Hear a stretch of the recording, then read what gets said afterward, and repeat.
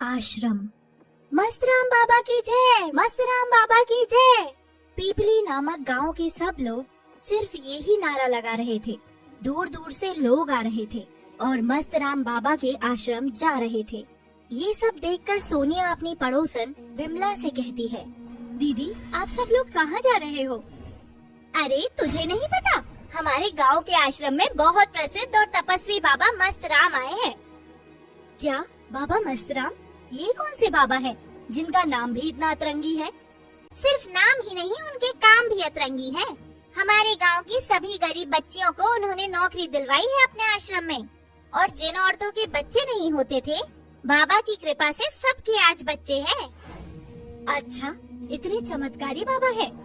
तो चलो दीदी, मैं भी आपके साथ चलती हूँ।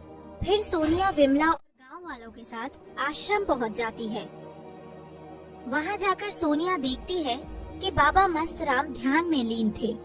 उनकी बड़ी बड़ी दाढ़ी, रुद्राक्ष की माला गले में। ये दृश्य देखकर सोनिया भी बाबा की शरण में आ जाती है।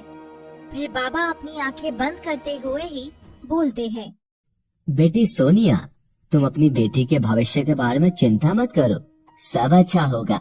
बस उसे हमारे पास लेकर आना, हम उसे भी आशीर्वाद दे देंगे। बाबा आपको कैसे पता मेरा नाम? और मैंने आपको अपनी समस्या बताई भी नहीं, और आपने उसे दूर भी कर दिया। आपकी जय हो बाबा।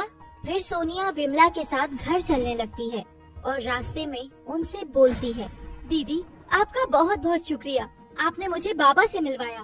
वो सच में बहुत तपस्वी है, बिना कुछ बोले ही मन की बात जान लेते हैं। हाँ, मेरे बाबा सबके सुख दर्द दूर करते हैं, तभी तो दूर दूर से लोग आते हैं। स्नेहा को बाबा के बारे में बताती है, उनसे मिलने को भी बोलती है, पर स्नेहा को इन सब चीजों में इतना विश्वास नहीं था। फिर भी वो अपनी माँ के कहने पर वहाँ चली जाती है। दोनों आश्रम में पहुँच जाते हैं और बाबा स्नेहा को आशीर्वाद देने के बहाने उसकी कमर पर गलत तरीके से हाथ लगाते हैं। स्नेहा को ये बिल्कुल पसंद नहीं आता और वो वहाँ से गुस्से में चली जाती है। घर पहुंचकर इससे पहले स्नेहा कुछ बताती, उसकी माँ उसे बहुत डांटती है। ये क्या तरीका था स्नेहा, तुम ऐसे वहाँ से क्यों आ गई? बाबा क्या सोचेंगे हमारे बारे में? उनका इतना अपमान मैं बर्दाश्त नहीं करूँगी। तुझे कल ही उनसे माफी मांगनी होगी।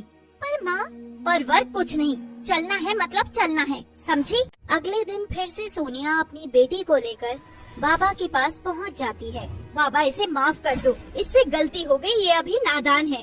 कोई बात नहीं बच्चा, पर हमें लगता है कि तुम्हारी बेटी पर किसी का बुरा साया है।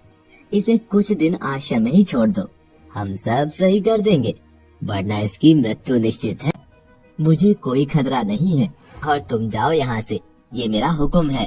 फिर बाबा के सब चेले और सुरक्षा कर्मी चले जाते हैं, सिर्फ बाबा और अनोखी रह जाते हैं। जैसा तुम चाहती थी मेरी जान, अब सिर्फ हम दोनों हैं। अब बाबा को अपना जादू दिखाओ। अनोखी बाबा के करीब जाती है और बाबा अपनी आंखें बंद कर लेते हैं। तभी वहाँ स्नेहा एक रस्सी लेकर आती है, जिससे स्नेहा और अनोखी मिलकर बाबा के हाथ पैर बांध देते हैं।